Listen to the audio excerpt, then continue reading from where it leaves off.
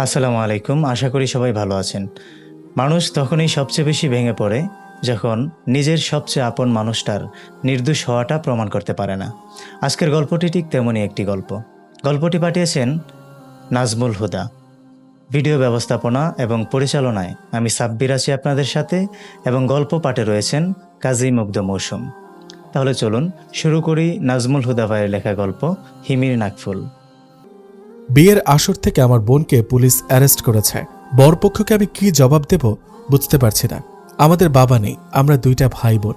আমার মা সেও অসচ্ছল, বয়সে ভারী হওয়াতে এখন আর ঠিকমতো চলাচল করতে পারে না আগের মতো।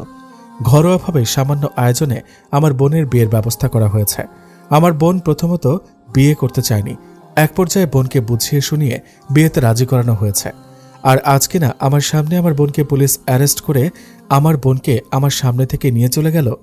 পুলিশের কাছে এর কারণ জিজ্ঞেস করাতে বলল আমার বোন নাকি কোন ছেলেকে খুন করেছে গতকাল রাতেই। বাড়িতে হইচই শুরু হয়ে গেল। আমিও পুলিশের পেছনে পেছনে থানার উদ্দেশ্যে রওনা দিলাম। অন্যদিকে মায়ের কি অবস্থা আমি জানি না। থানায় আমার বোনকে না রেখে কোর্টে পাঠিয়ে দিল পুলিশের হেফাজতে। থানায় গিয়ে এই কেসের ডায়েরিটা বের করে জানতে পারলাম এক ধনী ফ্যামিলির ছেলেকে আমার বোন খুন করেছে। কল রেকর্ড অনুযায়ী আমার বোন যে খুনি তা প্রমাণ হয়েছে। কিন্তু আমি কখনোই বিশ্বাস করি না এই খুনটা আমার বোন করেছে, কারণ আমি আমার বোনকে চিনি, ওর এতটা সাহস কখনোই হবে না। কিন্তু আমার কিছুটা খটকা লাগলো। বিয়ের সাজগোজের জন্য গতকাল রাতে ওর বান্ধবীদের সাথে পার্লারে পাঠানো হয়েছিল। বাসায় অনেকটা লেট করে এসেছে। আমার একমাত্র বোন হিমি অনার্স ফাইনাল ইয়ারে পড়াশোনা করে, নামি দামি ভালো একটা ইউনিভার্সিটিতে পড়াশোনা করে। আমি জানতে পারলাম যে ছেলেটি খুন হয়েছে ওরা একই ডিপার্টমেন্টে পড়াশোনা করে, ওদের নাকি 2 বছরের সম্পর্ক ছিল। তার চাইতে অবাক হলাম যে ছেলেটি খুন হয়েছে ওর মোবাইলে আমার বোনের বাজে ভিডিও। পুলিশ কয়েক সেকেন্ড ভিডিও চালাতেই আমার চোখ বন্ধ হয়ে গেল। বেশ কয়েকদিন যাবৎ সে ছেলেটি আমার বোনকে ব্ল্যাকমেল করছিল। কল রেকর্ড শুনে জানতে পারলাম আমার বোন হিমি ওকে খুন করার হুমকি দিয়েছে। ছেলেটি যখন খুন হয়েছে তার কয়েক ঘন্টা আগেও আমার বোনের সাথে তর্কাতর্কি হয়েছে। এক পর্যায়ে সে ছেলেটি আমার বোনকে হুমকি দেয় যে সেই মুহূর্তে তাকে 50,000 টাকা না দিলে নাকি এসব বাজে ভিডিও ভাইরাল করে দিবে। আমার বোন 50,000 টাকা দিতে রাজি হয়নি। সন্ধ্যার পরে নাকি আমার বোনের সাথে দেখা করতে এসেছিল, যার প্রমাণ কল রেকর্ডে রয়েছে। খুনটা হয়েছে আনুমানিক রাত 9:30টার দিকে। খুনটাও বেশ সূক্ষ্মভাবে করা হয়েছে। পোস্টমর্টেম অনুযায়ী রিপোর্টে বলা হয়েছে কোল্ড ড্রিঙ্কসের সাথে বিষাক্ত ট্যাবলেট মিশিয়ে এই খুনটা করা হয়েছে। ছেলেটি বাইক চালিয়ে কিছু দূর যেতেই অ্যাক্সিডেন্ট হয়ে রাস্তায় পড়েছিল, কিন্তু ট্রাফিক পুলিশ জানিয়েছে ওই টাইমে কোনো বড় পরিবহন চলাচল করেনি। মাঝ রাস্তায় বাইক নিয়ে এইভাবে পড়ে থাকতে দেখে এক অটো চালক ছেলেটিকে মেডিকেলে নিয়ে যায়। ডাক্তার মৃত ঘোষণা করে, কিন্তু ছেলেটির শরীরে কোনো ক্ষতের দাগ রয়নি। তাই তো পুলিশের সন্দেহ হয়, পাঠিয়ে দেয় পোস্টমর্টেম করাতে। পুলিশ ভালোভাবে তদন্ত করে ফোনের কল রেকর্ড, ফেসবুক আইডি ঘাটাঘাটি করে এই খুনের ঘটনা জানতে পারে। সবকিছু শিওর হয়ে আমার বোনকে অ্যারেস্ট করেছে। আমার বোনকে নির্দোষ করার জন্য আমি এক এসআইকে সাথে নিয়ে সেই পার্লারের উদ্দেশ্যে রওনা দিলাম। সেখানে গিয়ে জানতে পারি আমার বোন পার্লারে গেছে রাত 10টার দিকে এবং ওর সাথে কেউই ছিল না। অথচ আমি জানতাম গতকাল আমার বোন ওর বান্ধবীদের সাথে নিয়েই পার্লারের উদ্দেশ্যে বের হয়েছিল। পার্লারের মেয়েটির কথা শুনে পুলিশ এখন নিশ্চিত যে এই খুনটা আমার বোনই করেছে। আমি সেখানে ঢলে পড়লাম, কি করব বুঝতে পারছি না। নিজেকে একটু ঠিক করে আমি বাসায় ফিরে আসলাম। বাসায় ফিরে আর নিজেকে ঠিক রাখতে পারলাম না। বাসা ভর্তি মানুষ, খাটলায় শুয়ে আছে আমার মা। মা, এই মা, কি হয়েছে তোমার? এভাবে শুয়ে আছো কেন? প্লিজ কথা বলো মা। না, আর মা কথা বলতে পারল না। আমার মা আমাকে ছেড়ে এই পৃথিবী থেকে চলে গেছে। বড্ড অভিমান নিয়ে চলে গেছে আমার মা। সবাই মুখ চেপে কান্না করছে, কিন্তু আমার চোখ থেকে এক ফোঁটা জল আসলো না। অনেক চেষ্টা করেছি মায়ের জন্য একটু কান্না করতে, কিন্তু হাজারো চেষ্টা করে আমি আমার মায়ের জন্য এক ফোঁটা জল বের করতে পারলাম না। আমার মাকে যত তাড়াতাড়ি সম্ভব কবরে শুয়ে দেওয়ার ব্যবস্থা করলাম। না, এই লোক সমাজের মাঝে আর আমার মাকে রাখা ঠিক হবে না। লোকজনে আমার মায়ের দিকে তাকিয়ে হিমিকে নিয়ে বাজে কথা বলবে। মনে মনে ছিছি করে আমার মাকে অনেক কথা শুনিয়ে যাবে। আমার মা অপমানিত হবে। জানাজা শেষ করে মায়ের খাটলা নিয়ে কবরের দিকে হাঁটছি। আমার কাঁধটা বাঁকা হয়ে যাচ্ছে, আমি আর হাঁটতে পারছি না। হসপিটালের বেডে চারপাশে আমার আত্মীয় স্বজনদের দেখতে পেলাম। আমার চোখ দুটো শুধু হিমিকে আর আমার মাকে খুঁজে বেড়াচ্ছে, কারণ তারা যে আমার 2 পৃথিবী। হঠাৎ করেই আমার মনে হলো আমার মা যে আর এই পৃথিবীতে নাই, মানে একটা পৃথিবী আমাকে ছেড়ে চলে গেছে। হসপিটালে আর একটা মুহূর্ত দেরি না করে আমি আমার মায়ের কবরের উদ্দেশ্যে বের হলাম। কেউই আমাকে ঠেকিয়ে রাখতে পারল না। মায়ের কবরের কাছে গিয়ে আমি আমার মাকে কি বলবো সেটাই খুঁজে পেলাম না। সেখান থেকে উঠে হিমির সাথে দেখা করার উদ্দেশ্যে হাঁটা শুরু করলাম। কেউ আমাকে আটকাতে সাহস পেল না। হিমিকে এই খবরটা দেওয়া খুব জরুরি। হিমি এখন 2টা খুনের আসামি। প্রথমত ওর প্রেমিকাকে খুন করেছে, দ্বিতীয়ত আমার মাকে খুন করেছে। থানায় গিয়ে অনেক কষ্টে অনুমতি পেলাম হিমির সাথে দেখা করার জন্য। হিমির সামনে আমি দাঁড়িয়ে আছি। হিমি আমাকে দেখে কান্না করলো। আমি কিছুই বলতে পারছি না। আমাকে দেখে হিমি চিৎকার দিয়ে বলতে লাগলো, ভাইয়া, আমি অনিককে খুন করিনি। অনিক আমার সাথে দেখা করতে এসেছিল ঠিকই, কিন্তু ওর সাথে আমার দেখা হয়নি। আমি ওর ভয়ে পার্লারে দেরি করে গিয়েছিলাম। তুমি তো আমার ভাই, প্লিজ তুমি আমাকে বিশ্বাস করো। আমি জানি তুমি আমায় বিশ্বাস করবে। ভাইয়া, অনিকের সাথে আমার সম্পর্ক ছিল, কিন্তু আমায় ব্ল্যাকমেলের পরে ওকে ঘৃণা করি আমি। এই ভাইয়া, কথা বলো না কেন ভাইয়া? তুই আমার মাকে মেরে ফেলেছিস, তুই খুনি, তুই খুন করেছিস আমার মাকে। আমি আর তোর ভাইয়া না, তোর সামনে আমি আর আসবো না। আমি তোর শাস্তি চাই, শুধু শাস্তি চাই। না, আমার মায়ের কিছু হতে পারে না। প্লিজ তুমি আমাকে এখান থেকে বের করো। আমি আমার মায়ের কাছে যাব, প্লিজ ভাইয়া। চুপ, একদম চুপ। মা নামটা মুখে আনবি না। তুই আমার মাকে শেষ করে দিয়েছিস। আমার মা এখন শান্তিতে ঘুমাচ্ছে। এখন তুই অপেক্ষা কর, তোর শাস্তি কখন পাবি। হিমি আর কিছু বলতে পারল না। আমার সামনে থেকে গুটি গুটি পায়ে হেঁটে আমার চোখের আড়াল হয়ে গেল। রাস্তায় বেরিয়ে হাঁটছি আর চিৎকার দিয়ে কাঁদছি। আমার আত্মীয় স্বজনেরা আমার পিছু পিছু হাঁটছে। কি হতে কি হয়ে গেল? এক নিমিষে আমার পরিবারটা শেষ হয়ে গেল। আমিও মরে যাব, আমার তো আর কেউ নেই। আমি একা থেকে কি করব? মাঝ রাস্তা দিয়ে হাঁটছি, গাড়ি আসলেই তার নিচে ঝাঁপ দেব, কিন্তু পারলাম না। ফিরে আসলাম রাস্তার পাশে। আমি মারা গেলে আমার মায়ের জন্য কে দোয়া করবে? মায়ের কবরটার পাশে কে যাবে? মায়ের সাথে কে কথা বলবে? না, আমি পারি না আমার মাকে কষ্ট দিতে। গাড়িতে করে আমায় বাসায় নিয়ে এসে ডাক্তার ডাকলো। সব কিছুই চোখের সামনে দেখছি, কিন্তু কিছু বলার বাকশক্তি হারিয়ে ফেলছি। ডাক্তার আমায় ট্রিটমেন্ট করে সবসময় ঘুমের ঘোরে রাখত। এভাবে 1 মাস হয়ে গেল। আমার হিতাহিত জ্ঞান হারিয়ে ফেলেছি দিন দিন। লোকমুখে শুনছি আদালত হিমিকে যাবজ্জীবন কারাদণ্ড দিয়েছে। হিমিকে খুব মিস করছি। শোকেসে রাখা অ্যালবামটা বের করে হিমিকে আর মাকে দেখছি। চোখের পানিতে অ্যালবাম ভিজে যাচ্ছে। আমার এই অবস্থা দেখে আমার ছোট কাকা আর কাকি আমার বাসায় এসে থাকছেন। সবসময় আমার খেয়াল রাখছেন। খাবার বেড়ে কাকি আমাকে ডাকছেন। চেয়ারে বসে পাশের চেয়ারে হিমিকে আর আমার মাকে দেখতে পেলাম। হিমি আমার দিকে করুণ দৃষ্টিতে তাকিয়ে আছে, আর মা বারবার খেতে বলছে। আমার কাকার হাতের স্পর্শে কল্পনা থেকে বাস্তবে ফিরে আসলাম। আমার দিকে তাকিয়ে কাকা বলে উঠলেন, হাবিব, হিমিকে তো আদালত যাবজ্জীবন কারাদণ্ড দিল, কিন্তু আমার মনে হয় না হিমি এই খুনটা করেছে। তুই যদি কোনো উকিলের সাহায্য নিতি তাহলে হয়তো হিমি মুক্তি পেত। হিমি খুনি, ও আমার মাকে খুন করেছে। কিসের জন্য সাহায্য নেব? এখন হয়তো রাগের জন্য বলছিস, কিন্তু পরে তুই ঠিকই তোর বোনকে মনে করবি। ও আর আমার বোন নেই। আমি ওর ব্যাপারে কিছু শুনতে চাচ্ছি না। প্লিজ কাকা চুপ করেন। আমার কাকা আর আমার কথায় কিছুই বলতে পারল না। চুপচাপ খাচ্ছেন, কিন্তু আমার গলা দিয়ে খাবার নামছে না। ভাতের মধ্যে হাত নড়াচড়া করে উঠে গেলাম। রাত 9টার দিকে কাউকে না জানিয়ে রাস্তায় বের হয়ে হেঁটে চলেছি। একটা ল্যাম্পপোস্টের আলোর নিচে বসে সিগারেট ফুঁকছি। পেছন থেকে কেউ একজন আমার কাঁধে হাত রেখে বলল, আমি এই খুনের আসল রহস্য জানি, সব কিছুই আমি জানি। কথাটা আমি মালুম করলাম না, পরক্ষণে আমার সেন্সে কাজ করলো। একটা মেয়ে আমাকে এই কথাটা বলেছে এতক্ষণ। পেছনে তাকিয়ে দেখি আসলে কি সে এই খুনের ব্যাপারে জানে। পেছনে ফিরে তাকিয়ে দেখি মেয়েটি গাড়িতে করে চলে গেছে। আমি আর সেই মেয়েটির চেহারা দেখতে পেলাম না। আমার মাথাটা তৎক্ষণাৎভাবে অচল হয়ে গেল। ঝিম ধরে বসে রয়েছে ল্যাম্পপোস্টের নিচে। তাহলে কি মেয়েটি সত্য বলছে, নাকি আমি ভুল শুনলাম, নাকি কোনো আত্মা আমাকে এভাবে কানে কানে বলে গেল? হিমির একটা স্বভাব ছিল, কোনো বকাঝকা করলে খাওয়া দাওয়া বন্ধ করে দেয়। ওর রাগ ভাঙাতে আমার বড় সড়ো গিফট দিতে হয়। 500-1000 টাকায় কাজ হয় না। হয় ওকে নিয়ে ভালো কোনো রেস্টুরেন্টে নিয়ে যাওয়া লাগবে, নয়তো সারাদিন ঘুরে ফিরে কেনাকাটা করে দেওয়া লাগবে। আমার বোনটা খুব আদুরে। ওর ছোটবেলায় বাবা আমাদের মাঝ থেকে হারিয়ে গেছেন। বাবার অভাব কখনো বুঝতে দেয়নি। খুব মেধাবী হিমি, পড়াশোনার দিক দিয়ে বেশ এগিয়ে আছে। আমার মায়ের স্বপ্ন ছিল হিমি ভালোমতো পড়াশোনা করে সুন্দর একটা পজিশনে যাবে, মায়ের মুখ উজ্জ্বল করবে। হিমি ঢাকায় সুনাম করা ভার্সিটিতে চান্স পেয়েছিল, কিন্তু আমাদের রেখে হিমি আর সেই ভার্সিটিতে যায়নি। আমাদের আশেপাশের ভার্সিটিতে চান্স পাওয়ার পরে এখানে অ্যাডমিট করেছে।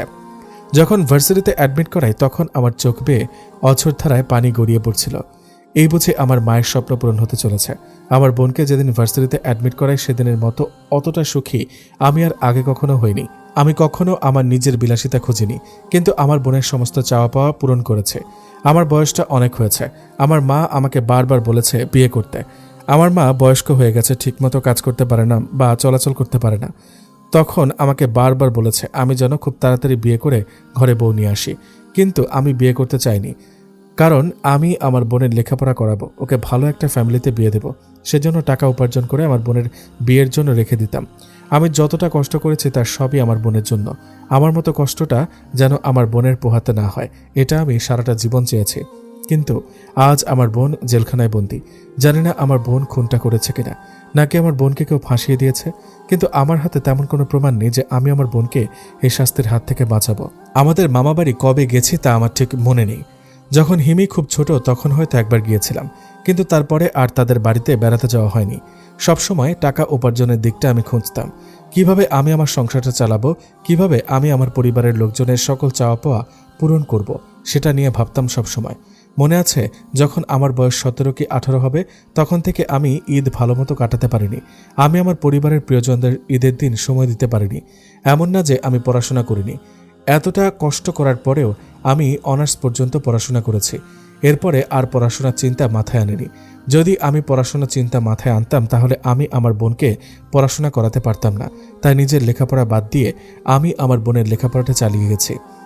আমার মা মারা যাওয়ার পরে মামাবাড়ি থেকে লোকজন এসেছিল, কিন্তু তাদের সাথে আমার কোনো কথাবার্তা হয়নি। আর মামাবাড়ির লোকজনের সাথে শুধু আমার মায়ের সাথে সম্পর্ক ছিল, কিন্তু আমরা দুই ভাই বোনের সাথে কোনো সম্পর্ক ছিল না। কারণ বিয়ের পর নাকি বাবা মামাবাড়ির লোকজনের সাথে ঝামেলা করেছিল, আর সেই ঝামেলার সূত্র নিয়ে মামারা আমাদের পরিচয় পর্যন্ত দেয়নি।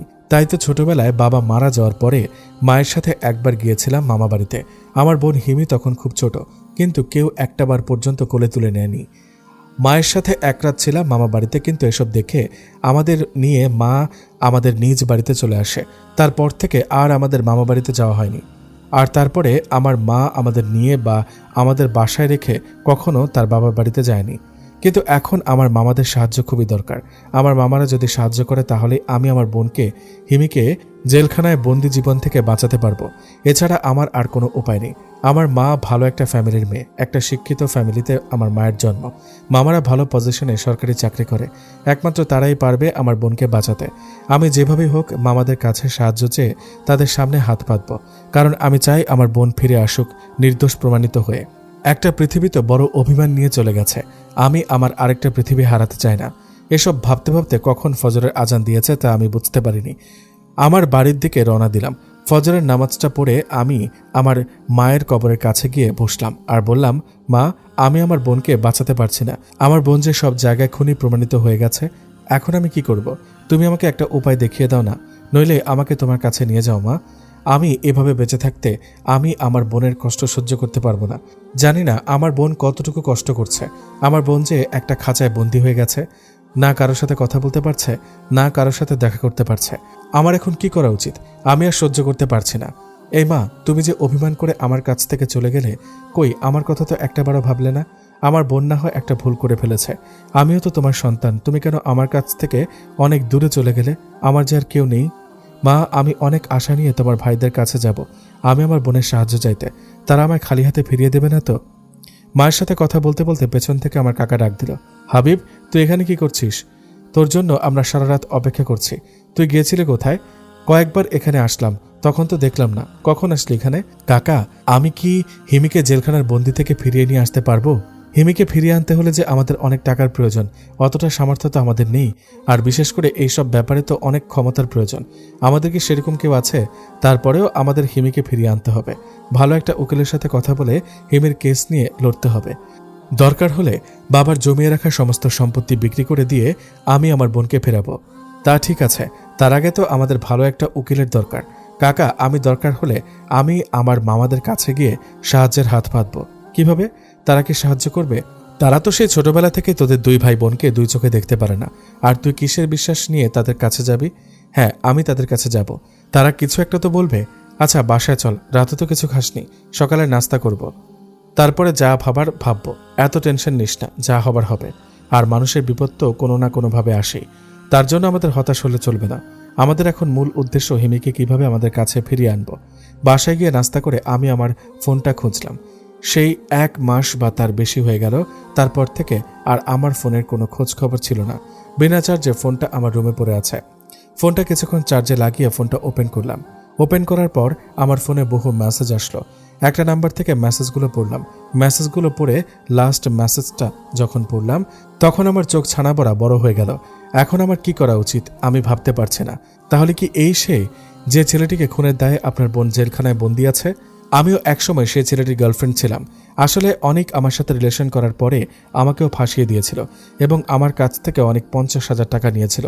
অনেক আমাকে ফাঁসিয়ে দেওয়ার পর এবং আমার কাছ থেকে টাকা নেওয়ার পরে আমি অনেকের ব্যাপারে খোঁজখবর নিতে থাকি এবং খোঁজখবর নিয়ে জানতে পারি এটাই অনেকের ব্যবসা। অনেক বিভিন্ন মেয়েদের সাথে ফ্লার্ট করে এভাবে মানুষের কাছ থেকে টাকা নিত। অনেক যখন খুন হয় তখন আমি আসলে অনেকের ব্যাপারে জানতাম না। আমি ছিলাম দেশের বাইরে। আমি আমার বাবার সাথে দেশের বাইরে বেড়াতে গিয়েছিলাম, তাই আমি অনেকের খুনের ব্যাপারটা কিছু জানতে পারিনি। যখন আমি দেশে ফিরি এবং জানতে পারি অনেক খুন হয়েছে, তখন আমি জানি যে আরও 1 মাস আগে অনেক খুন হয়ে গেছে এবং আমি এটাও জানতে পারি যে অনেককে খুনের দায়ে একটা মেয়ে জেলখানায় এখনও বন্দী। আমি আস্তে আস্তে সবকিছুর খোঁজ খবর এবং খোঁজ নিয়ে জানতে পারি আপনার বোন হিমি এখন জেলখানায় বন্দী আছে। আমি আপনার জন্য সাহায্য করতে পারি যাতে আপনি আপনার বোনকে জেলখানার বন্দী থেকে ফিরিয়ে আনতে পারেন। তবে একটা শর্ত আছে। সেই শর্তটি হলো আমি কে এবং আমি আপনাকে যে ডকুমেন্টগুলো দিব সেই ডকুমেন্টগুলো আপনি কাউকে জানাতে পারবেন না। আপনি জানাবেন যে আপনি কোনো না কোনোভাবে এই ডকুমেন্টগুলো সংগ্রহ করেছেন। এখন আপনি যদি চান যে আপনি আপনার বোনকে বাঁচাবেন, তাহলে আপনি আমার সাথে যোগাযোগ করবেন। আমি যথাসম্ভব চেষ্টা করব আপনার বোনকে ফিরিয়ে আনার জন্য। এই মেসেজগুলো দেখার পরে আমি সেই নাম্বারে ফোন দিই। ফোন দেওয়ার কিছুক্ষণ পরে সেই মেয়েটি ফোন রিসিভ করে বলল, এতদিন পরে আপনি আমার মেসেজগুলো চেক করলেন।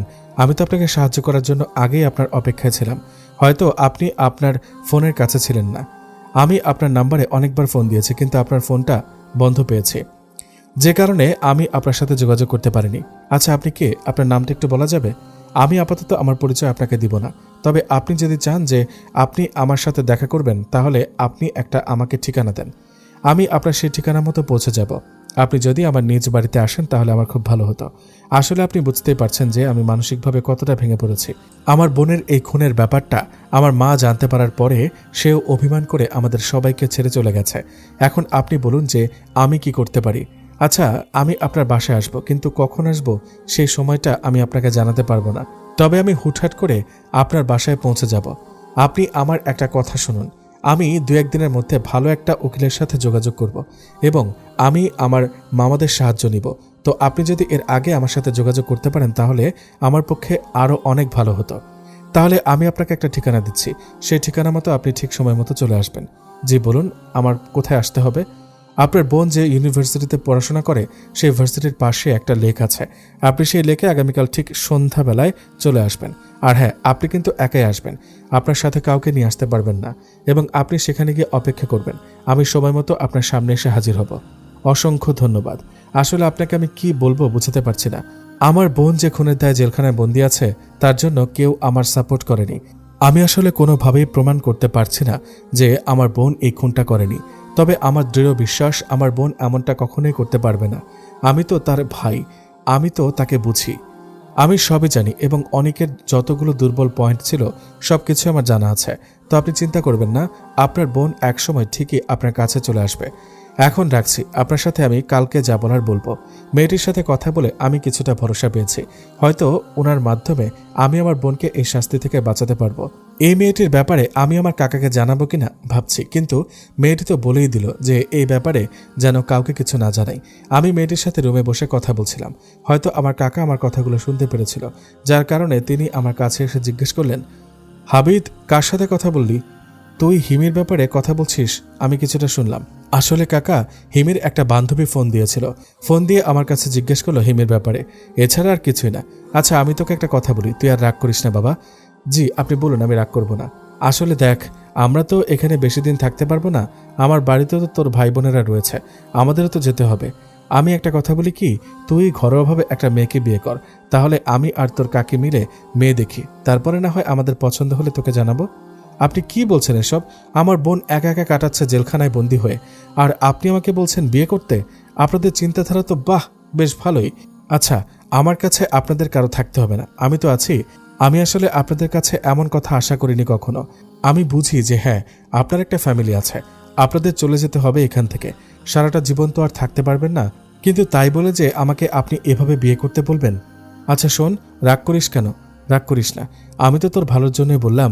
দেখ, তুই মানসিকভাবে আরো দুর্বল হয়ে পড়ছিস, তোর তো দেখাশোনা করার জন্য একটা মানুষ দরকার, কেউ তোকে সাহস দেওয়ার জন্য একটা মানুষের প্রয়োজন, তাই না? আমরা তো এটা বলতে পারি।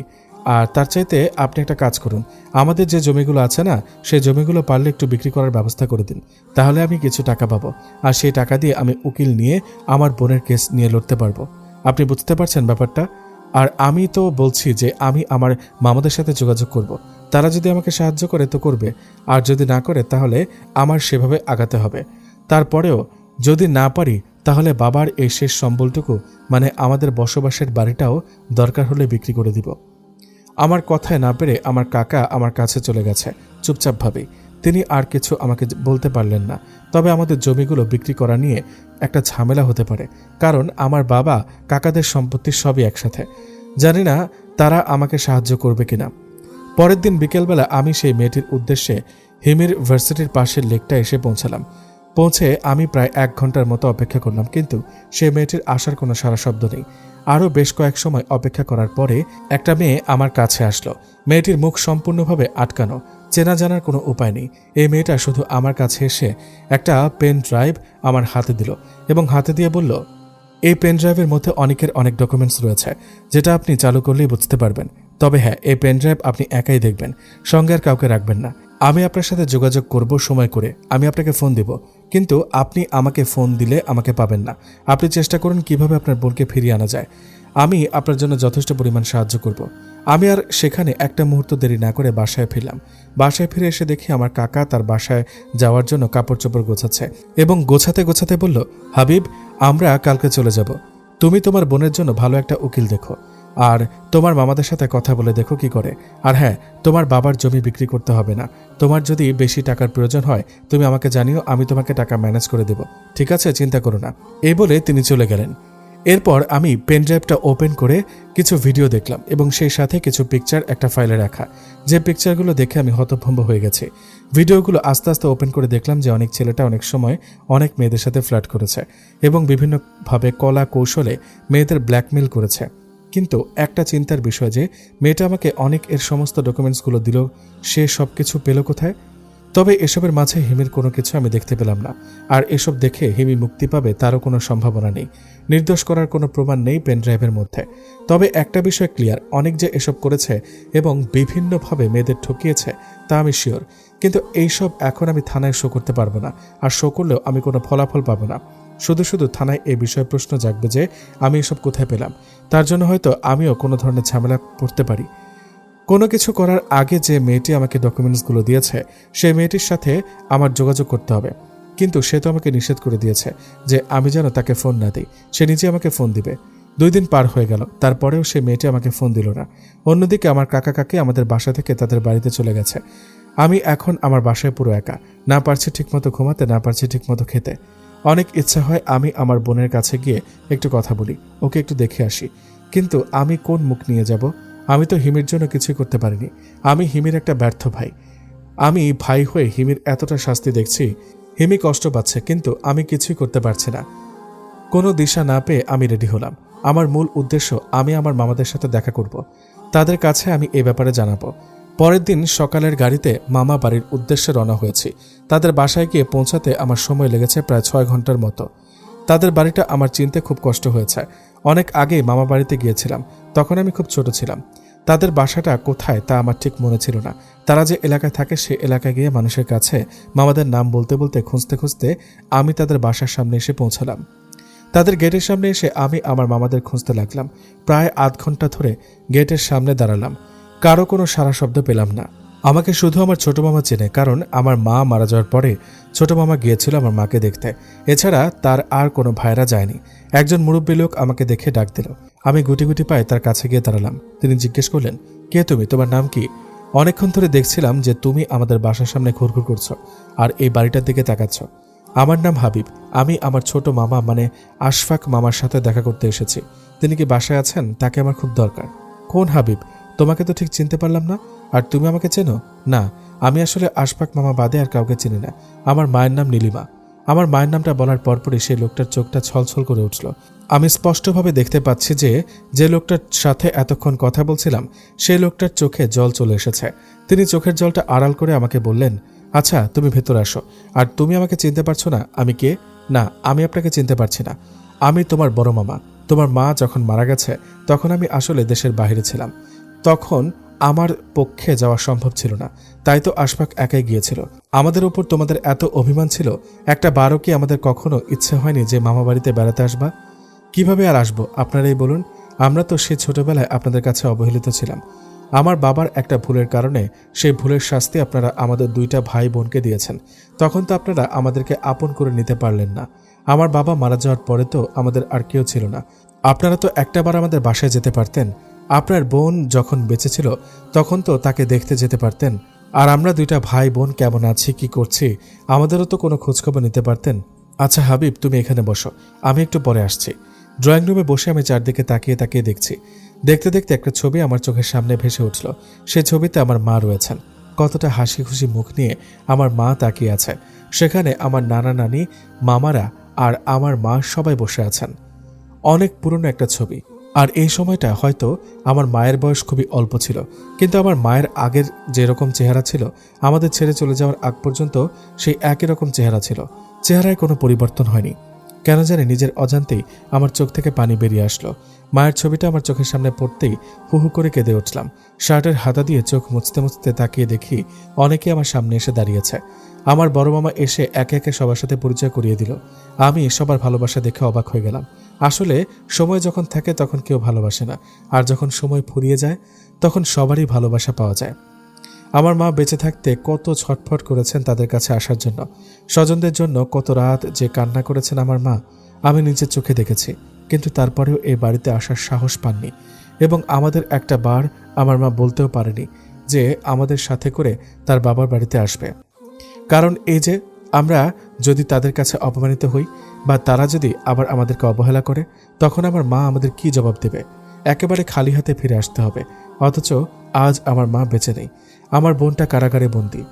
সবাই আমাকে ভালোবেসে সবাই আমাকে তাদের কাছে টেনে নিয়ে যাচ্ছে। অনেক রাতে আমার ছোট মামা ফিরে আসলেন বাসায়। সবাইকে একসাথে নিয়ে আমি তাদের কাছে বসলাম। আপনারা সবাই জানেন আমার মা প্রায় 1.5 মাস আগে আমাদের সবাইকে ছেড়ে চলে গেছে। আমার মা ছিল আমার একটা পৃথিবী, তারপরে আরেকটা পৃথিবী আমার বোন হিমি। হিমির কথা আপনাদের মনে আছে? যখন খুব ছোটবেলায় আপনাদের বাসায় আপনাদের বোন আমাদেরকে নিয়ে এসেছিল, তখন আমার বোন হিমি নানার কোলে যাওয়ার জন্য অনেক কান্নাকাটি করেছিল।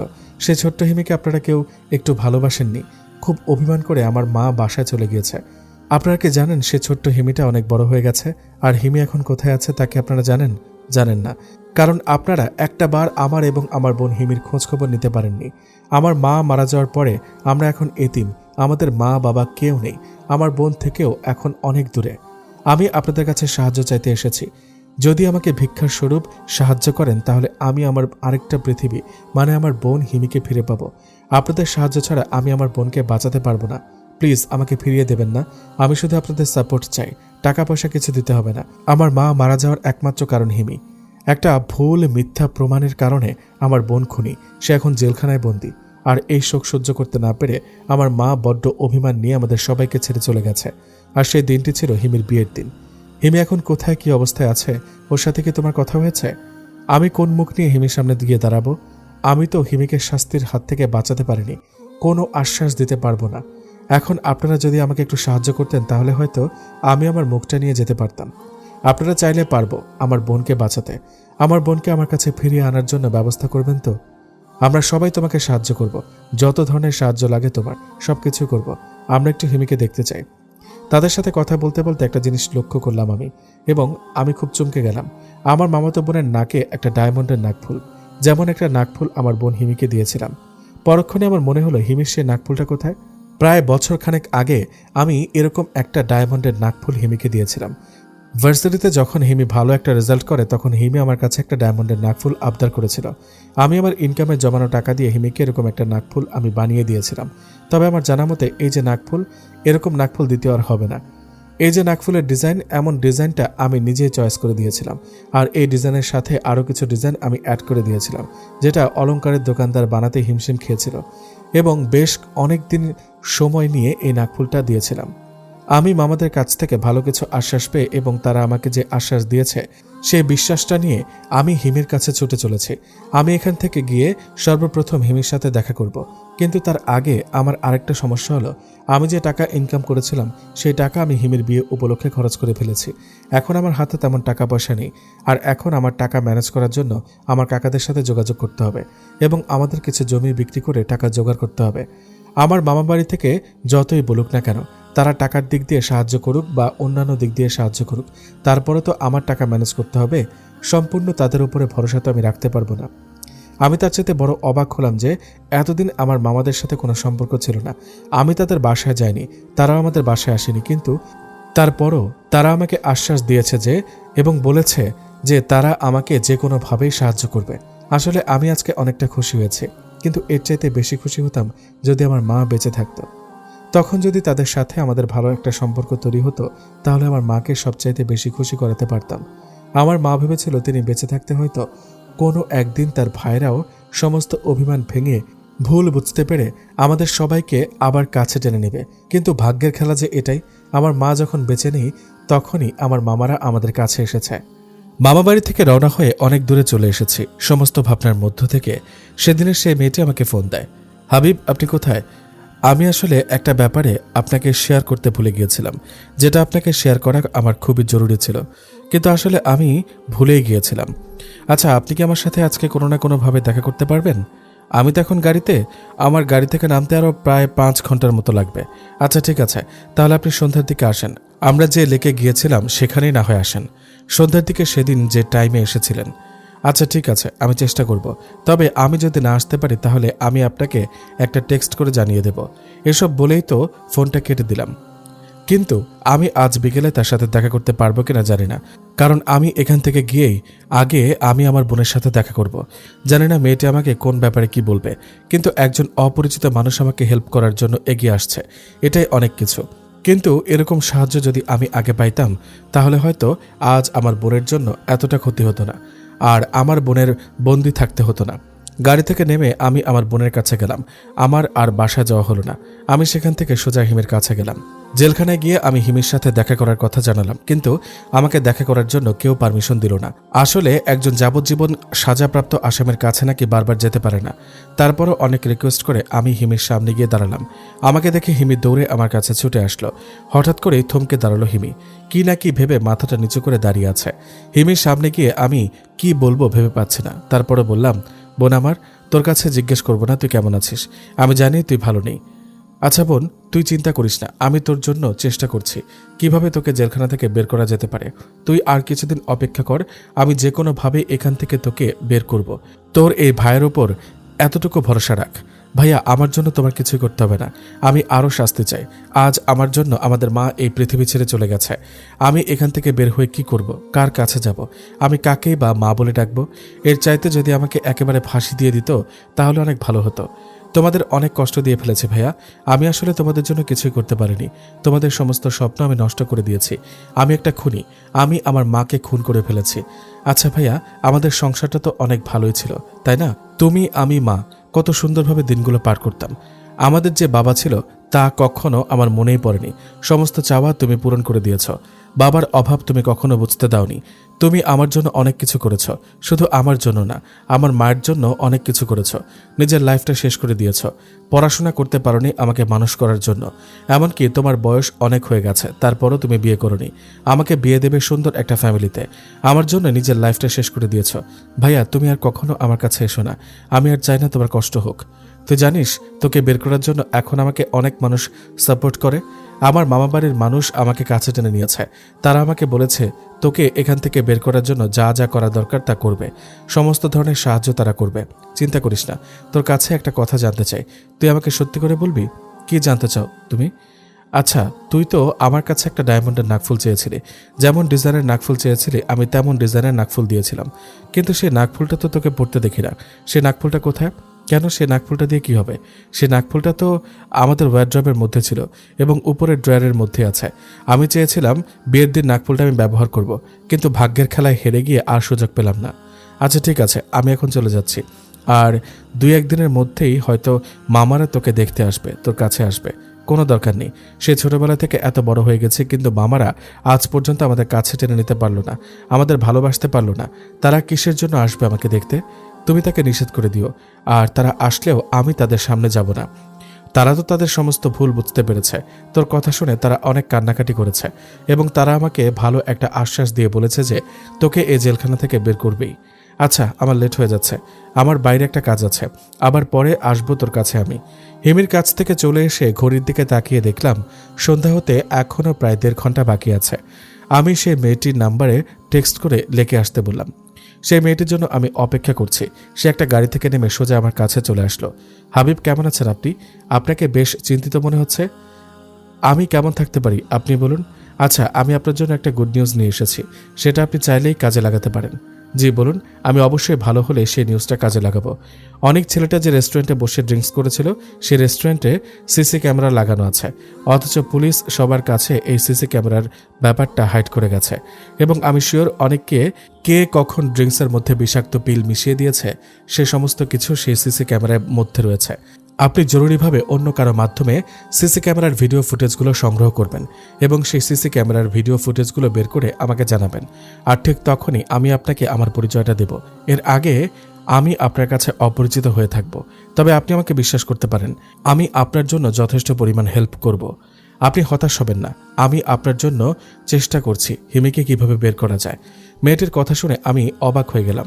পুলিশ সিসি ক্যামেরার ভিডিও ফুটেজের কথাটা গোপন কেন করেছে? বুঝতে পারলাম না গোপন করার কারণ কি।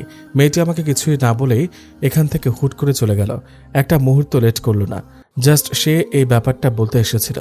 আমি বাসায় কি ওয়ার্ড্রপ খুলে চেক করলাম, কিন্তু কোথাও হিমির সে নাকফুলটা পেলাম না। তাহলে মামাতো বোনের যে নাকফুলটা, ওটাই হিমির নাকফুল? কিন্তু মামাতো বোন সে নাকফুলটা কিভাবে পেল? আমার বেশ সন্দেহ হচ্ছে। আমার সাথে কেন গেম খেলা হচ্ছে, নাকি আমিও বিপদের দিকে পা বাড়াচ্ছি? অপরিচিত সেই মেয়েটির কথা অনুযায়ী আমি সে রেস্টুরেন্টে গেলাম, গিয়ে সিসি ক্যামেরার ব্যাপারে আমি কথা বললাম, কিন্তু তারা আমাকে কোনো জবাব দিতে পারেনি। 2 দিন পর্যন্ত আমি তাদের কাছে গিয়েছি, কিন্তু আমি কোনো ভিডিও ফুটেজ সংগ্রহ করতে পারিনি। এর মধ্যে আমার মামারা আমার বাসায় এসে হাজির হয়েছেন। আমার 2 মামা এবং মামিরা এসেছেন। আমার মা মারা যাওয়ার সময় ছোট মামা এসেছিলেন, তার জন্য আমাদের বাসার ঠিকানাটা হয়তো ভুলে যায়নি। প্রথমত আমাদের বাসায় এসে আমাকে হিমের কাছে নিয়ে যেতে বলে। আমি তাদের কথা অনুযায়ী হিমের কাছে নিয়ে গেলাম। মামাদের নিয়ে হিমির কাছে যাওয়ার পরে মামারা আসলে হিমির সাথে কথা বলতে পারেনি, এমনকি আমাদের সামনে আসেনি। মামারা হয়তো বুঝতে পেরেছে তাদের উপরে হিমি অনেক অভিমান করে আছে, যার কারণে হয়তো কেউই তাদের সামনে আসেনি। আর আরেকটা কারণ হলো হিমির কারণেই আমাদের মা পৃথিবী ছেড়ে চলে গেছে। সে কারণেও হতে পারে সামনে কিভাবে আসবে তাই হয়তো তাদের সামনে আসেনি। আমার মামারা ব্যাপারটা বুঝতে পেরে আর কিছু মনে করেনি। তারা হিমের কাছ থেকে ফিরে এসে আমাদের বাসায় একটা মিটিংয়ের মতো বসালো। ছোট মামার পরিচিত একজন ভালো উকিল আছে, সেই উকিলটাও আমাদের বাসায় এসেছেন। উকিলের সাথে কথা বলার পরে উকিল আমাদের জানান আমরা কিছু ডকুমেন্ট যদি ম্যানেজ করে দিতে পারি তাহলে সে আমাদের পক্ষ হয়ে লড়তে পারবেন। এছাড়া একেবারে শূন্য হাতে কোনো কিছু একটা করা যাবে না। আমার হাতে এখন কোনো ধরনের ডকুমেন্টস নেই। আমি শুধু মামাদের কাছে সেই মেয়েটির বলা সিসি ক্যামেরার ভিডিও ফুটেজের কথাটা জানালাম। আমার ছোট মামার জরুরি একটা কাজের জন্য তাকে আবার নিজের এলাকায় চলে যেতে হয়েছে। সেই সাথে আমার বড় মামাও চলে গেছে। সিসি ক্যামেরার ব্যাপারে কিছু বের করতে না পেরে সেই মেয়েটির নাম্বারে আমি কল দিলাম। ফোন কয়েকবার বেজে গেল, কিন্তু তারপরও ফোন রিসিভ করলো না। রাত 10টার দিকে সেই মেয়েটির নাম্বার থেকে আমার ফোনে একটা ফোন আসে। ফোন রিসিভ করার পর সে বলতে লাগলো, আপনাকে ফোন দিতে মানা করা সত্ত্বেও আপনি আমায় ফোন দিয়েছেন কেন? আমি তো বলেছি যে আমি আপনাকে ফোন দিব, কিন্তু আপনাকে তো আমি নিষেধ করেছিলাম, তারপর আমাকে কেন বারবার ফোন দিচ্ছেন? আচ্ছা দেখুন, এই খুনের সাথে আমার অনেক বড় একটা কিছু জড়িত আছে। আমিও চাইবো আপনার বোনের এই খুনের ব্যাপারটা বের হয়ে আসুক। আপনার বোন যদি জেলখানা থেকে বের হয় তাহলে আমি আমার একটা মূল রহস্য খুঁজে বের করতে পারবো। আপনার মতো আমিও চেষ্টা করছি যে অনেক কিভাবে খুন হলো।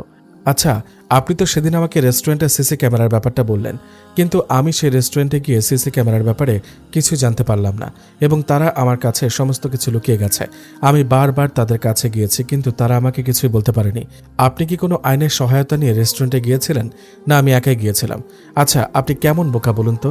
আমি সেদিন বলেই দিলাম যে পুলিশ অফিসার এই সিসি ক্যামেরার ব্যাপারটা গোপন করে রেখেছে সবার কাছে। যেখানে পুলিশ অফিসার জড়িত আছে সেখানে আপনি কিভাবে একা গিয়ে সবকিছু জোগাড় করতে পারবেন? আপনার তো আইনের ব্যবস্থা নিতে হবে, তাই না? আইনের সহায়তা নিয়ে রেস্টুরেন্টে যেতে হবে। আপনি একা গেলে তো আপনাকে কখনো কোনোদিনও দিবে না। আসলে আইনের পরিচিত তো আমার কেউ নেই। আমার আত্মীয় স্বজন বা বন্ধু বান্ধব এর ব্যাপারে তো আপনি জানেনই। তা না হয় বুঝলাম, কিন্তু তারপরও আপনার একা যাওয়া ঠিক হয়নি। যাওয়ার আগে আপনি আমাকে অন্তত একটা টেক্সট করে জানালেও পারতেন, আমি না হয় কোনো কিছুর একটা ব্যবস্থা করে দিতাম। কিন্তু আপনি তো সেদিন না করে দিয়েছিলেন। আচ্ছা, আমি আপনাকে একটা ব্যাপারে ফোন দিয়েছি। ব্যাপারটা হলো, আমার ছোট মামার এক পরিচিত উকিল আছে, অনেক নামকরা উকিল, কিন্তু সে বলছে আমাদের কিছু প্রমাণ তার কাছে হাজির করতে হবে, তাছাড়া সে আমাদের হয়ে লড়তে পারবে না। হ্যাঁ, তা তো অবশ্যই। কোনো কেস নিয়ে কোনো প্রমাণ ছাড়া একটা আসামির পক্ষে লড়তে পারবে না কেউ। আপনি এক কাজ করুন। জি বলুন, আমি কি করতে পারি? অনেক খুন হওয়ার পেছনে পুলিশ অফিসারের হাত রয়েছে, যেটা পুলিশ অফিসার স্বীকার করছে না। আসলে অনেকের বাবা অনেক টাকা পয়সার মালিক, সেই টাকার জন্যই আপনার বোন খুব সহজে ফেসে গেছে। মানে কি, অনেকের বাবা টাকা পয়সা দিয়ে পুলিশকে হাত করে আমার বোনকে ফাঁসাবে কেন? অবাক হচ্ছেন তাই তো? আসলে অবাক হওয়ার কিছুই নেই। হিমিকে যখন অনেক বাজে প্রস্তাব দিয়েছিল, সেজন্য হিমি অনেকের বাবার কাছে নালিশ করেছে এবং অনেক কটু কথা বলেছিল। অনেকের বাবা তখন হিমিকে কোনো জবাব দিতে পারেনি, যার কারণে অনেকের বাবাকে অনেক কথা বলেছিল। আসলে আপনার বোন তো আপনাকে কিছু আগে শেয়ার করেনি, কিন্তু আমি অনেক কিছু জেনে এসব ব্যাপারে জানতে পেরেছি। আপনি হয়তো ভাবছেন আমি কে, আসলে আপনি সময় হলে জানতে পারবেন যে আমি কে, আমার পরিচয় কি। একটা কিছু না করে আমার পরিচয় আপনাকে দিতে পারছি না। আচ্ছা, যাই হোক, আমি একটু ব্যস্ততার মধ্যে আছি, যার কারণে আমি আপনার সাথে কথা বলতে পারছি না। তবে আপনি একটু অপেক্ষা করুন, সকল রহস্য খুব তাড়াতাড়ি বের হয়ে যাবে এবং আমিও এই খুনের রহস্য বের করার চেষ্টা করব। আমি আসলে মেয়েটির কথা শুনে অবাক হয়ে যাচ্ছি। সে কি বলছে? উনি কিভাবে এইসব কিছু সংগ্রহ করছে? তাতে তার লাভ? এখন আমার বের করতে হবে আমার মামাতো বোনের নাকে যে নাকফুলটা, সেই নাকফুলটা আসলে সে কোথায় পেয়েছে, কিভাবে পেয়েছে। এই নাকফুলের মধ্যে হয়তো কিছু একটা রয়েছে। আমার মামারা আমার বোনকে ফাঁসিয়ে দিয়ে তারা এখন নাটক করছে না তো? আমার মা মামাদের কাছে অনেক টাকার সম্পত্তি পায়, হয়তো তারা সেই টাকাটা আত্মসাৎ করার জন্য এমনটা করছে। এখন আমার বোন জেলে পস্তাচ্ছে। এই ফাঁকে যদি আমাকে কোনো একটা বিপদে ফেলে দেয়, তাহলে হয়তো আমার মামারা কোনো ঝামেলায় পড়বে না। কিন্তু আমার একটাই প্রশ্ন, এরা তাহলে কেনই বা উকিল নিয়ে আমার সামনে আসবে? কেন আমার বোনকে বের করার জন্য উকিলের সাহায্য নিবে? দিনেক আগে আমি আমার কাকাকে ফোন দিয়ে বলেছিলাম একটা জমি বিক্রি করার জন্য। জমিটি বিক্রি করেছে কিনা সেটা এখন আমার জানতে হবে। আমার এই মুহূর্তে অনেক টাকার দরকার। আমি আমার কাকাকে ফোন দিলাম। আসসালামু আলাইকুম কাকা, কেমন আছেন? এই তো হাবিব, ভালো আছি। তোমার কি অবস্থা? কাকা, আমাদের জমিটাকে বিক্রি করেছেন? আসলে আমার এই মুহূর্তে অনেক টাকার দরকার। জায়গা জমি বিক্রি না করলে আমি আসলে টাকাটা ম্যানেজ করতে পারছি না। জমি বিক্রি করা কি এতটাই সহজ? একটু সময় তো নিতে হবে, তাই না? কিন্তু আমি যে জমিটা বিক্রি করতে চাইছি, এই জমিটা তো অনেকেই কেনার জন্য অপেক্ষায় আছেন এবং অনেক আগেই আমাকে জমিটা বিক্রি করার ব্যাপারে বলেছিল। আসলে এতটা দেরি হওয়ার কথা না। আচ্ছা, তোর কিছু ভাবতে হবে না, আর জমি অন্য কারো কাছে বিক্রি করতে হবে না। আমি দেখি টাকা ম্যানেজ করতে পারি কিনা। আচ্ছা, আমি কি তাহলে আপনাদের বাড়িতে আসবো? হ্যাঁ, আসতে পারিস, তবে দিন চারেক পরে আয়। আমার তো টাকাটা ম্যানেজ করতে হবে, তাই না? আচ্ছা শোন, একটা কথা বলি, তুই যে জমিটা বিক্রি করতে চাচ্ছিস, এই জমিটা তো তোর বাবার নামে। এখানে তো একটা ভেজাল আছে। কিসের ঝামেলা? এখানে তো আমি কোনো ঝামেলা দেখছি না। আর তাছাড়া আপনারা তো আছেন, তাই না? যেখানে যা লাগে সেখানে তো আপনারাই সামাল দিতে পারবেন। তাহলে এটা কি আপনারা ভেজাল কেন মনে করছেন? আচ্ছা, আমি বলি কি, এই জমিটা তো বিক্রি করে দিবি, তাহলে জমিটা তুই আমাকে দিয়ে দে। জমির যে টাকাটা আসে সেই টাকাটা আমি তোকে দিয়ে দেব। তাহলে তো আর কোনো ঝামেলা হলো না, নিজেদের মধ্যে সবকিছু থাকলো। আর তাছাড়া এই সম্পত্তি তোর দাদার, তাই না? আমি আসলে চাই না যে আমাদের সম্পত্তিগুলো বাইরে কারো কাছে বিক্রি করা হোক। ঠিক আছে, তা না হয় মানলাম, কিন্তু আমার তো এই মুহূর্তে টাকাটা জরুরি। আপনি কি পারবেন সে টাকাটা দিতে? আর যদি না পারেন তাহলে আমার অন্য ব্যবস্থা করতে হবে। আমি তো আপনাদের জন্য এতদিন অপেক্ষা করতে পারবো না, তাহলে আমার বোনের আরও ক্ষতি হয়ে যাবে। আচ্ছা, তুমি চিন্তা করো না, কিছু একটা করে ফেলবো। আমার কাকার সাথে কথা বলতে বলতে সে মেয়েটি আমার নাম্বারে ফোন দেন। আমি কাকার সাথে কথা বলা শেষ করে মেয়েটার কলটা রিসিভ করলাম। হাবিব, একটা গুড নিউজ আছে, সেটা হলো যে পুলিশ অফিসার আপনার বোনের কেসটা নিয়েছে, সে পুলিশ অফিসার চাকরি থেকে বরখাস্ত হয়েছে। পুলিশ অফিসার বড় একটা ঝামেলা করে ফেলেছে। আমাদের এই সুযোগে আগাতে হবে এবং সেই সুযোগে আমরা বের করতে পারবো যে অনেককে আপনার বোন খুন করেছে নাকি অন্য আর কেউ খুন করেছে। হ্যাঁ, তাহলে আমার আপনার সাহায্য দরকার। আপনি আমাকে একটু সাহায্য করেন। আমি না হয় সাহায্য করলাম, কিন্তু তার জন্য তো টাকা দরকার এই মুহূর্তে। তাহলে 4 লক্ষ টাকা দরকার। আপনি তাহলে টাকাটা ম্যানেজ করুন, আর আমিও দেখি কিছু একটা করতে পারি কিনা। এই মুহূর্তে 4 লক্ষ টাকা কিভাবে সম্ভব? পরের দিন আমার মামারা, ফ্যামিলি সহ সবাই আমার বাসায় এসে উপস্থিত হয়েছেন। আমি বুঝতে পারলাম না তারা আসলে হুট করে এভাবে আসার কারণটা কি। আমি তাদের সবাইকে দেখে হতভম্ব হয়ে গেলাম। তাদের আসার মূল কারণ আমার মামাতো বোনের হবু হাজব্যান্ড নাকি কোনো একটা ঝামেলায় পড়ে গেছে, সেজন্যই তাদের হুট করে আসা। মূলত আমার মামাতো বোনের বিয়ে ঠিক হয়েছে আরও প্রায় বছর খানেক আগে। আর যার সাথে বিয়ে ঠিক হয়েছে সে নাকি বড় পুলিশ অফিসার।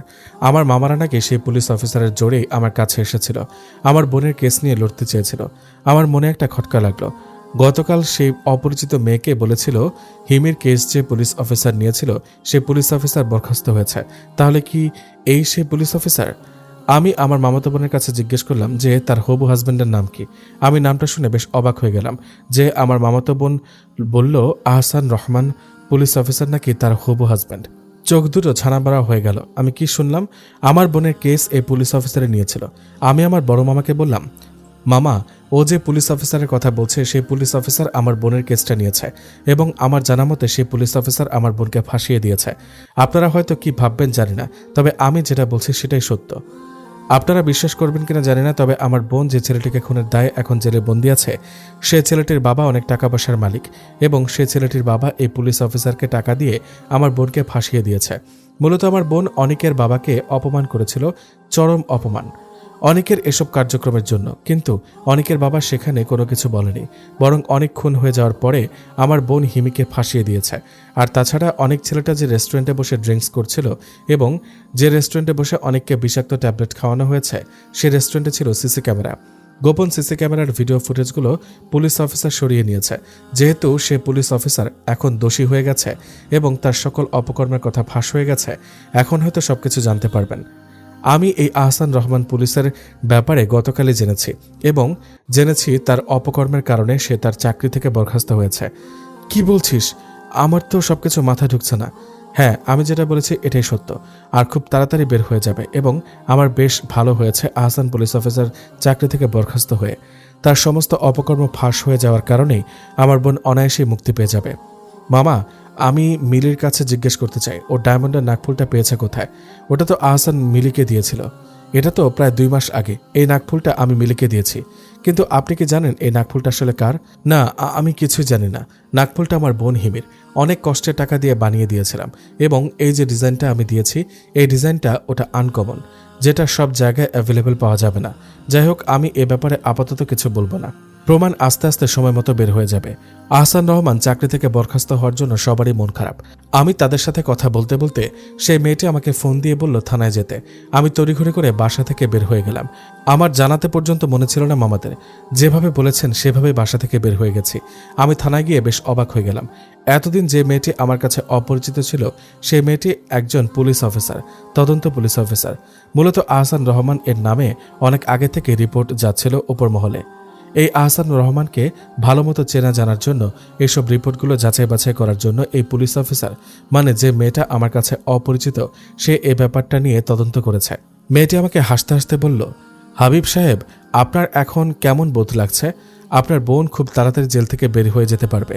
সে আসলে একজন নির্দোষ মেয়ে। আচ্ছা, আমি আপনাকে অনেকগুলো ডকুমেন্ট দিয়েছিলাম অনেকের, তাই না? জানেন, সেই ডকুমেন্টগুলো আমি আগেই পেয়েছিলাম। আমি জানতাম আপনার বোন নির্দোষ, কিন্তু তারপরও আমি আপনাকে ঘুরিয়ে বলেছি কেন জানেন? কারণ নইলে সহজে আপনি সব গুলিয়ে ফেলতেন। আজ আহসান বেআইনিভাবে মানুষের কাছ থেকে অনেক টাকা কামিয়ে নিয়েছেন এবং সবকিছু নিজে স্বীকারোক্তি করেছেন। আপনি একটা ব্যাপার জানলে অবাক হবেন। ব্যাপারটা কি জানেন আপনি? না, আমি জানতে চাই না। আমি শুধু চাই আমার বোন যাতে খুব তাড়াতাড়ি আমার কাছে ফিরে আসে।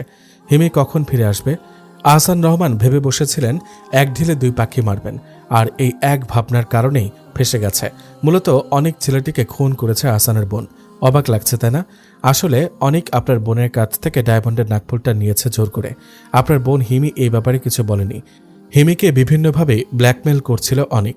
হিমি অনেককে টাকা দেয়নি, তাই ওর নাকফুল হাতিয়ে নিয়েছে। তবে হ্যাঁ, কিছু কিছু মুহূর্তের অন্তরঙ্গের ছবি ছিল অনেকের কাছে, কিন্তু যে ভিডিওগুলো ছিল সেগুলো সব অনেকের মেকিং করা।